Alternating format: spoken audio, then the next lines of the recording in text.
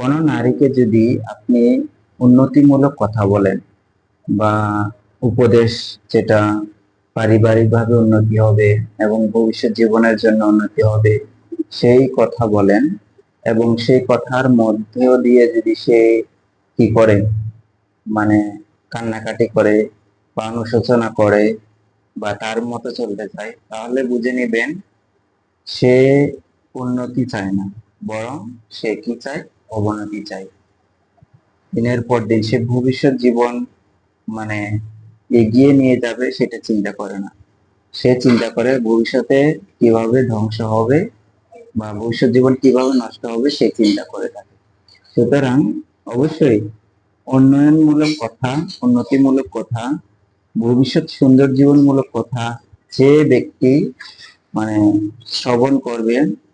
এবং মেনে চলবে বা উন্নয়ন